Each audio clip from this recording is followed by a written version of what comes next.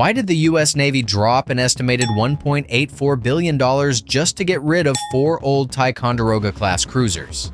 It seems totally crazy, but this massive cost wasn't for the actual scrapping. It was all the money they had already poured into a failed program called the Phased Modernization Plan.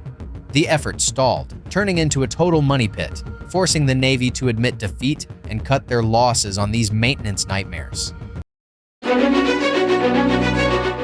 The 4 ships, the USS Hué City, Anzio, Cowpens, and Vicksburg, got stuck in a Congress versus Navy fight that began in 2012.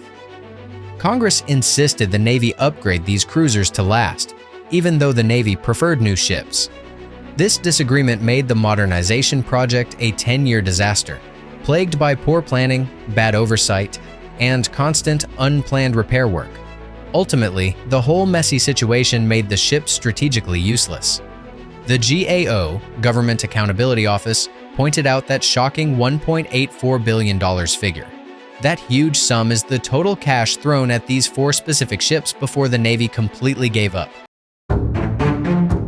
Get this, hundreds of millions were spent per ship, yet none of them ever deployed afterward. The money vanished into unfinished repairs, leaving the vessels neither modern nor ready for a fight.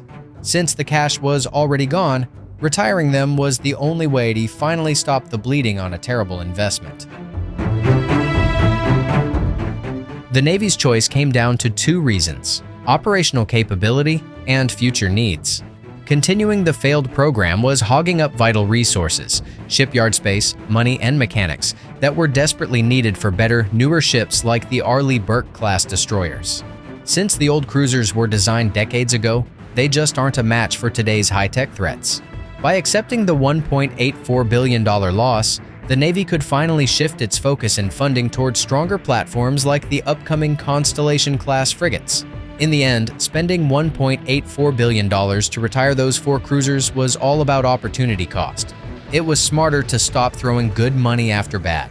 It clearly shows how difficult it is to maintain old military gear when political mandates interfere.